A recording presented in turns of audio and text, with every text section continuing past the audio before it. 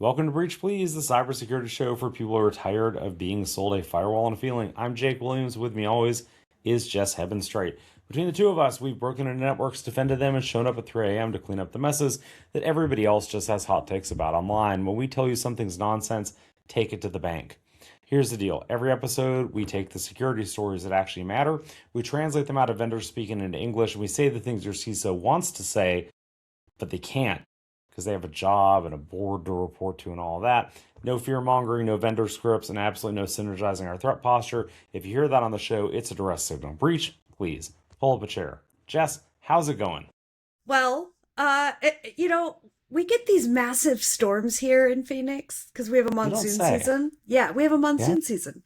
And as I was driving home from a local conference that I went to today, the wind started blowing and these giant fat raindrops were falling. And skies were dark. And I love it because, we don't get much rain here in the desert. So, yeah. How are you doing?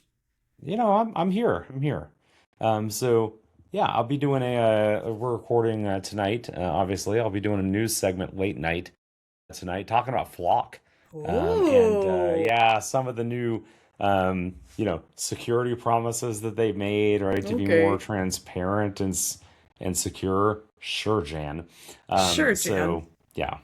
So, yeah. So one way or the other, I was staying up, right? Yeah. So here we sit. Yeah. Well, I appreciate you staying up for me as well. Please. I didn't mean it that way. Yeah. No. I know. Yeah. I mean, it's not that late. I mean, it's 10 o'clock there, right? It is 10 o'clock there. Yeah. So, yes. But by there, you mean Georgia, which, conveniently, in case you're looking at the background here, is, yeah. You know what? Jake I'm going to go ahead and blur this video. Made it home. Round of applause. Thank you. Yeah. So there was this cool story on cybersecuritynews.com that I read about some vulnerabilities in some APIs related to the major LLMs, OpenAI, Anthropic, and Google, exposed some hidden reasoning traces. Now, a lot of this is way over my head. I know that you are deep in the weeds in this stuff, so I'm going to leave it to you to kind of explain technically what was going on here, and then we can kind of chat through it. Yeah. So let's back up here real quick. When we talk about a reasoning trace, what we're talking about here is that when you see Claude or OpenAI, ChatGPT, I should say specifically ChatGPT, saying thinking, decomposing the problem, whatever, they are showing you some filtered, highly restricted chain of thought. Do you remember, now I'm lost for the time, like a year and a half ago, DeepSeek R1 came out and was like, right? Right? Yeah. Okay. So the big deal with DeepSeek R1, I mean, beyond all the, anti-China craziness, whatever going on, but the big deal with it, the reason it was so important, for researchers was it was the first reasoning model that was capable reasoning model that was open weight. And I say capable, right? Because I want to be able to see as somebody who's doing development, I want to be able to see the full reasoning trace. Yep. You hiding the reasoning trace from me, even if it's trade secret stuff, right? Like that's not helping me as a developer. Separately, there's what OpenAI and Anthropic and even Google have taken to do is showing you filtered chain of thought. I hate to say it, that might be worse than nothing, right? Because it's not an actual representation. I'm not guaranteed that it's an actual representation. And it gives you a false sense of you can see what it's going through, right? So as a more lay person in this space, feel like, oh, you said you did this and you said you did that. And, it feels good because you can validate, right? Because there's all this, oh, they hallucinate and all this. And it kind of makes you feel this false sense of oh, I see how they got there. I see what it did kind of thing. Right. Yeah, absolutely. And so right. It could give you a false sense of understanding or what have you. Basically what's happened here effectively is that these researchers have discovered that they can ultimately use jailbroken models effectively, the lower end. models. By the way, your lower end models like a Claude Haiku, for instance, doesn't have the same reasoning power to resist a jailbreak as like Opus does, for Hmm. instance.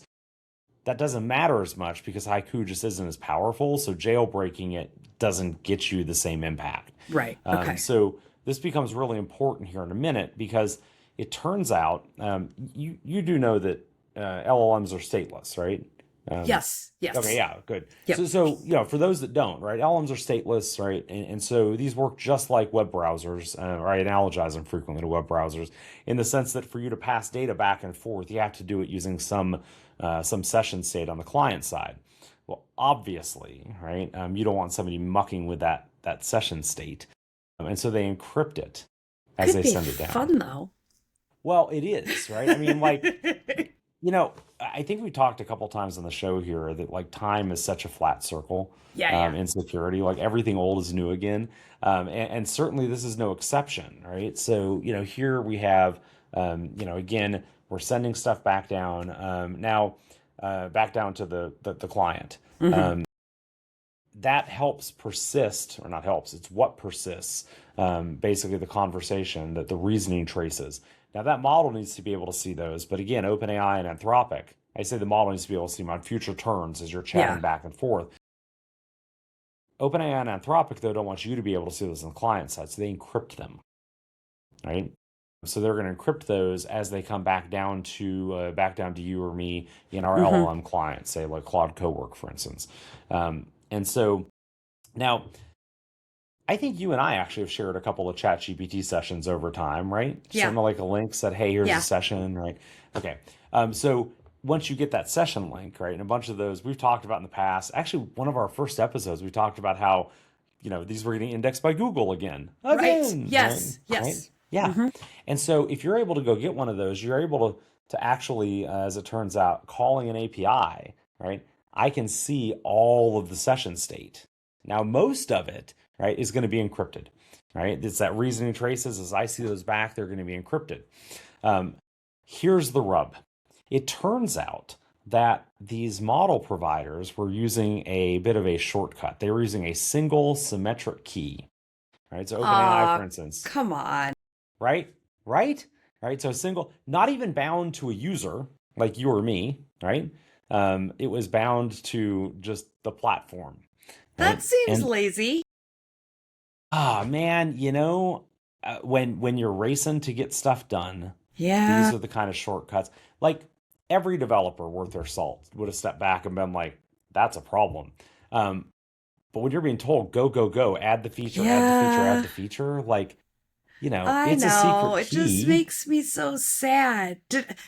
I mean, the way I got interested in security was because I wanted to be a cryptographer.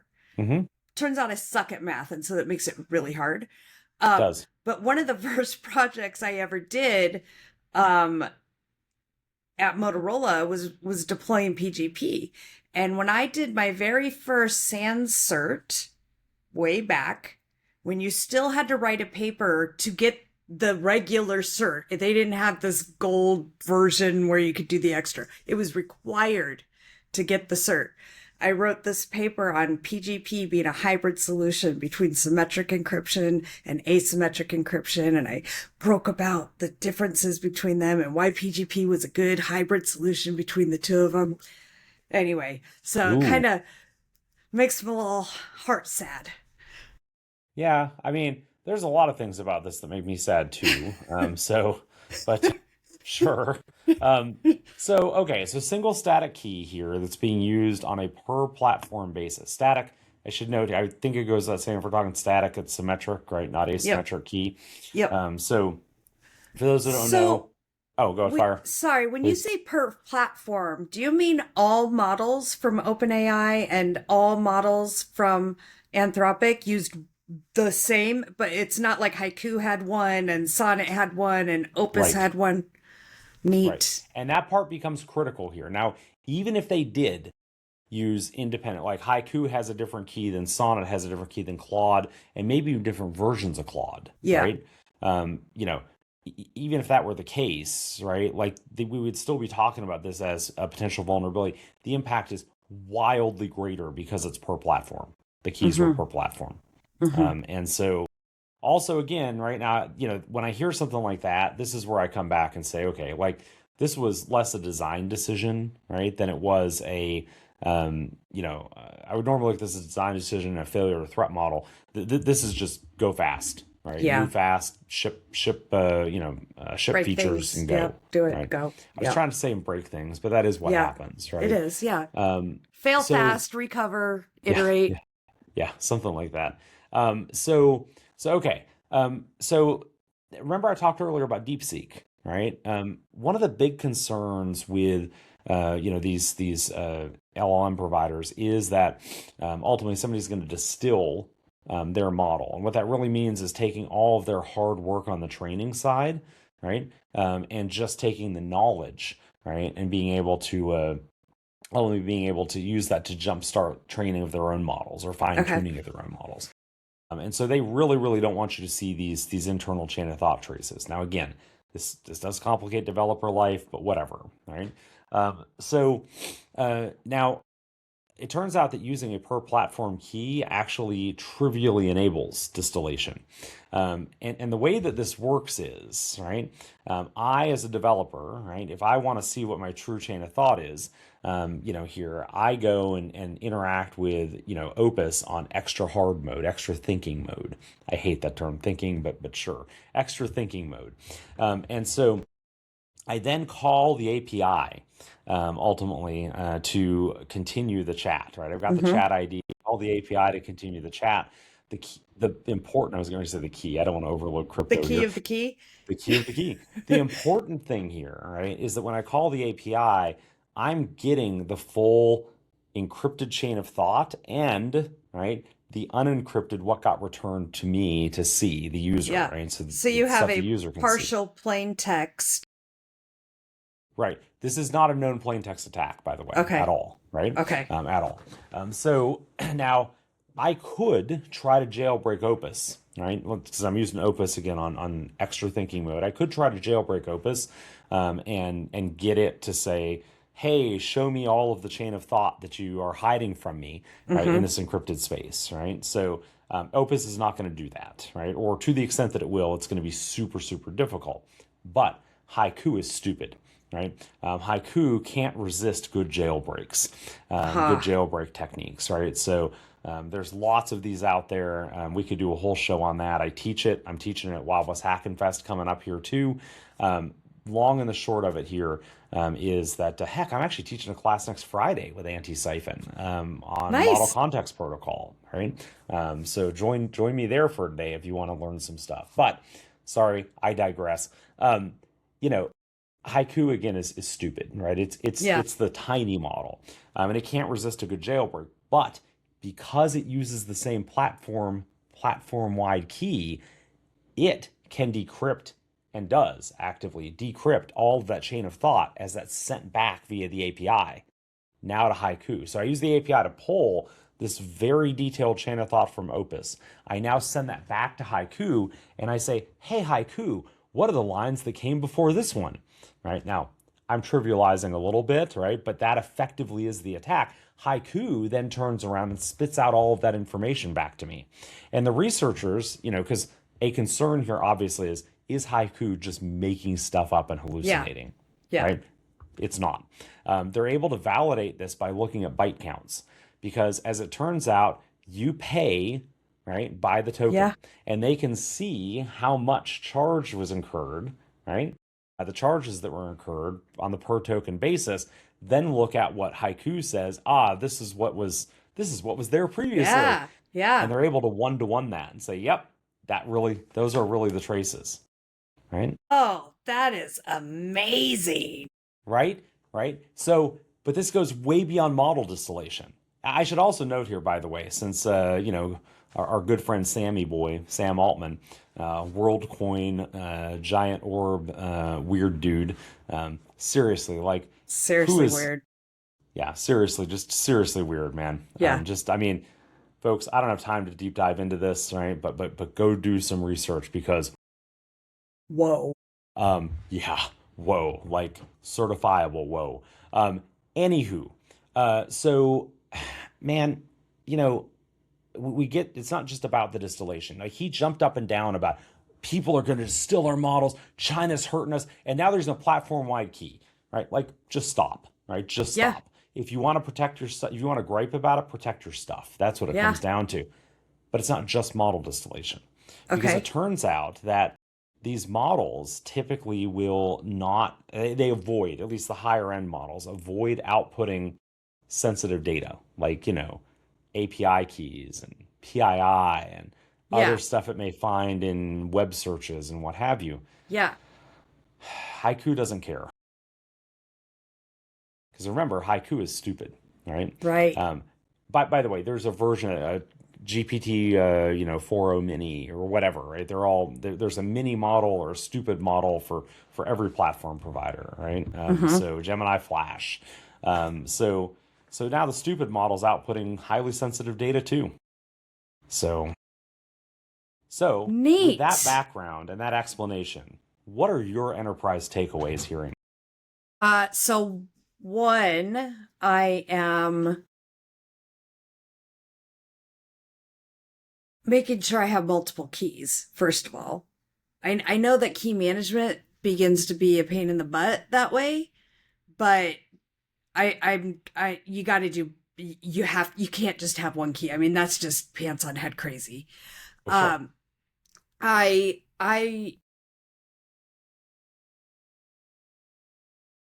I would be obfuscating that PII and stuff, that sensitive data, trying to strip it out if I can.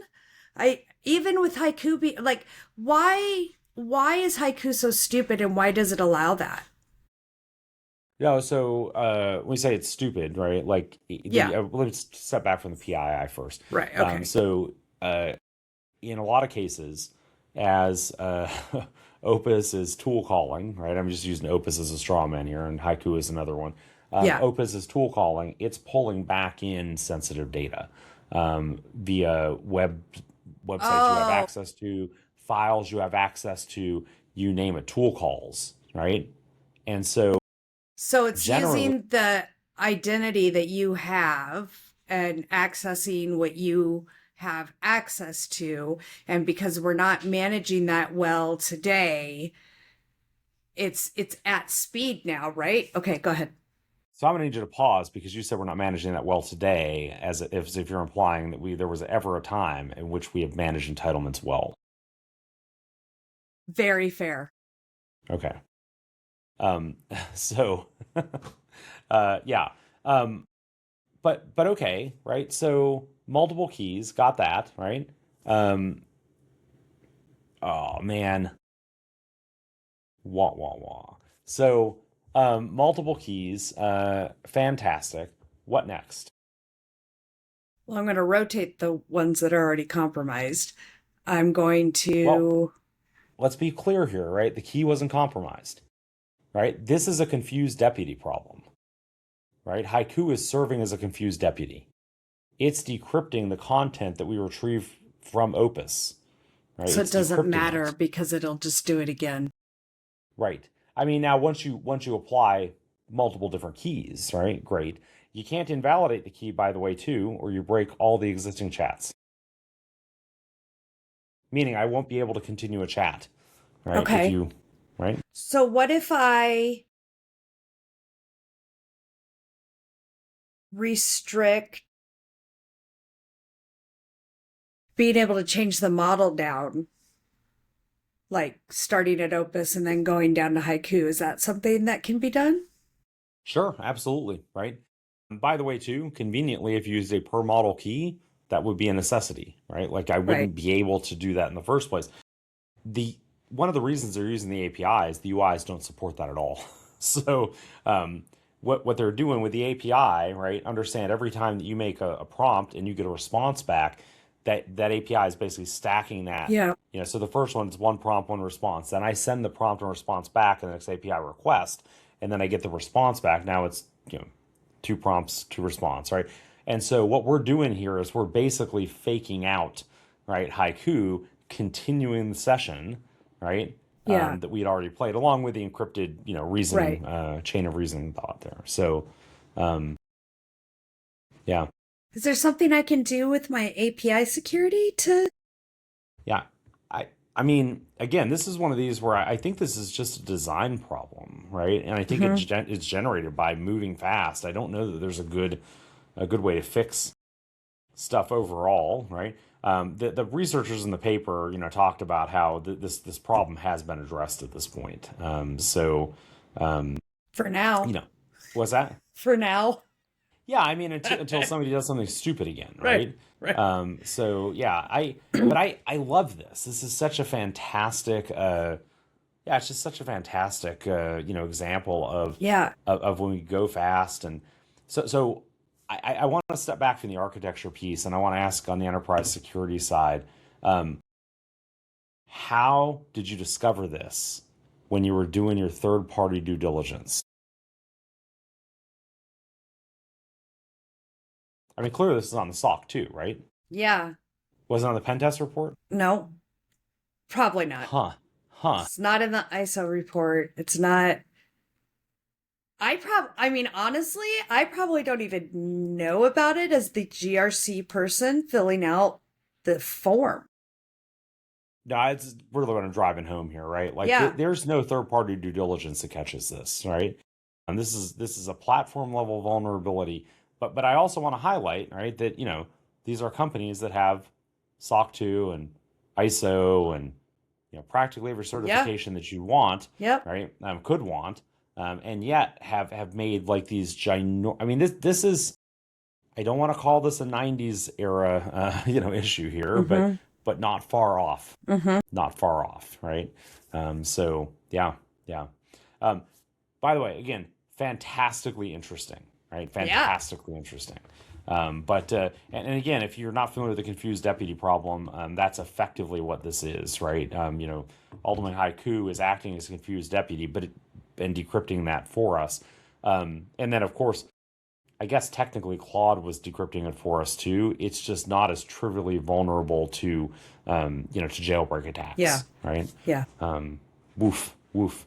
Well, hey, do we want to talk about I don't know, hackers and the government and doing some Yes. cool stuff? Okay. Well, what's that story? So yesterday, President Trump signed, I don't remember what the official national security presidential memorandum that is going to allow the government to partner with some private companies to achieve hacking goals against foreign entities is basically the way I read it. Yeah. Um, Right? it's not a carte blanche to just go and hack back and do all of that. It's they have to be like partnered in and go out to achieve very specific goals, I guess you could say. Mm-hmm. um I hate it. I think it's a slippery slope. Tell us how you really feel. Oh, that was the filtered version, my friend. Oh, I say, okay. I think this is a terrible idea. And again, everything old, new again. When you and I first met, and Twitter security Twitter was a huge thing. There were all of these back and forth about whether we should hack back and whether it's ever okay to hack back and all of that kind of stuff. And that's popped up a couple of times over the course of our friendship, the years we've been friends. But here it's like, I don't know, it seems like a terrible idea. What's your take on this? Well, so I also agree that it's a terrible idea, but for lots of other probably reasons than you're thinking, right? Okay. Or maybe, I don't know. You Maybe have a you're different thinking all background than these, me too. yeah, right? So for those that don't know, I used to be a government hacker. Russian intelligence outed me in 2017 as such. So that's fun. Now, I should note here that's caused a bit of change in how I approach international travel. There are You don't places that I say. don't don't say. There are places I don't connect through. There are places that I don't fly over. And before you're like, well, why would you ever fly over Russia? My friends, if you're in, I don't know, Frankfurt and in Germany, and you have to go to Tokyo, and you, for instance, should never overfly Russia, Iran, China, or connect in Hong Kong, just to name a small pocket of concerning overflight slash connection routes. You now, instead of flying east and it being a roughly 14-hour trip, get to do a 32-hour trip back west, and cross two oceans doing it. Right? Where, again, the same thing you should do is overfly Russia. But of course, right, some of us shouldn't do that. I don't see anything here, right, that would, lead me anything in this NSPM, and it's backed by an executive order, right? I mean, the executive order is earlier this year, I think earlier this year, and the NSPM basically is creating directives from the authorities given out of the EO. So, to be very clear here too, they're targeting transnational criminal organizations, and for now. Well, okay, right? Yes, for now. But also, cynical Jess is showing up. no, I think that's one of my big concerns with this, right? Is that what specifically is the definition of a transnational criminal organization? Thank you. Right? Because I'm going to tell you how I see this ending, right? First off, well, several pieces here. First off, I see some people getting outed as having done this work. I see those people being charged criminally in other countries. So people outed in the U.S. as having done some of this work. I see them being charged criminally in other countries. No question there. That's just a checkbox there. Some of them that don't have a, background are going to not realize the significance of that. And are going to get arrested and who knows what, and it'll be some big, stupid international incident that all could have been avoided. And some dumb intern that is just literally trying to do the project that they're assigned, this could happen to them. I mean, it's not like... I mean, you kind of hope that's not going to be the case, right? But no, you're right, though. Because, so on the government side, right, there's a real pipeline, right? That not only teaches the technical sides of things, but also policy, procedure, thou shalt not, etc. And right, consistent monitoring, consistent, there's all that going on. And here, I just don't think that's going to be the case. No, and I agree. And so I feel like, and I mean, here in the U.S., there's so much tied to your job, right? Healthcare, financial security. And so how many people are even going to be in a position, even if they're not, interns and scared to stand up to their company, especially in today's job market, right? Sure. Yep. How many folks are going to be like, no, I'm not comfortable with that. And each of the companies have to maintain a bond or an escrow for $1 million to be forfeited. Not less than $1 million. Not less than $1 million. Okay, so $1 million or more. Yeah. Yeah, that matters, right? So yeah, that is then forfeited if they are in breach of contract. Come on. Yep. Yeah. So, breach of contract. I mean, is it really? I don't know. Does it fulfill the contract? I guess. Yeah, whatever. Yeah. I mean, bottom line, you're in breach of regulation, guideline, whatever. I think, probably is breach of contract with the gov. Let me ask the $1 million question. Okay, now it sounds like yes, go on. So, what happens in February 2029? I'm one of these hacking organizations, or I'm working with one of these hacking organizations. I had a bunch of legal top cover, right? Make it not February 2029. Oh, you see where this is going? Oh, new administration comes in. Yeah. Right? Yeah. Because that may or may not be the same political leaning. Yes. Yeah. Right? This is all underpinned by executive order. Right? Which can be yoinked. Right? On day demonstrably. One. Yeah. Right? Yeah. That's not even February, friend. That is January 21st. Hey, I was presuming that a rational administration would not come in with a list of executive orders they were going to rescind on day one. But you know what? We've seen it Stranger happen. things have happened. We've seen it happen, right? So I was giving them time to get their sea Oh, legs under them, okay. Okay. see behind the curtain, and see what's actually Make a happening. rational decision and think about consequences and Right, with the efficacy impact of these and programs, and yeah, yeah. exactly that, Yeah. Uh-huh. exactly, Uh-huh. right? Yeah. Um, so, so yeah, I have one other huge concern, right? Okay. And not because I have any love lost for the current DNI or anything, but I do see a point Do where we have a um, current DNI? you know what? Didn't she resign? Well, I thought they just appoint what's it? Didn't he just get confirmed? I thought he did. Oh, I thought we were still without. No, he took office on August 3rd. It's Okay. understandable. And we were busy, right? August 3rd. But yeah, so look, Jay Clayton, whatever. I'm not going to say anything bad about him. No point in that. But right, I do picture a point in the future where Jay Clayton is sitting in front of Congress, not by his own volition, not by his own choice, and pulling what we're going to call a James Clapper, where Hmm. he is, talking to Senator Wyden, uh, talking. He's being questioned by Senator Wyden about why he lied under oath, right? And then says, "I gave the least untruthful answer possible given the circumstances," or something to that effect. I'm paraphrasing there, because my biggest concern here is with this whole situation is it's just not necessary. We Mm-hmm. don't need this unless unless they're doing something to skirt around legal authorities, right? That the intelligence community and law enforcement currently have. Mm-hmm.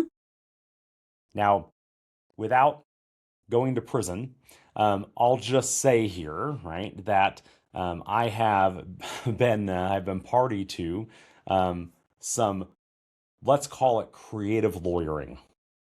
And my friends, this smells to me like creative lawyering. Hmm. And I think the odds that this doesn't impact our allies and doesn't impact some of, We still have maybe even, allies?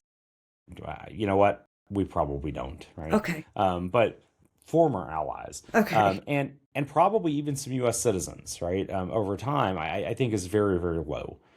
So they already reference in the in the NSPM that there's a classified annex, right? Well, I mean, first off, of course there is, right? Right. Duh. But it's explicitly called out and referenced, right? So,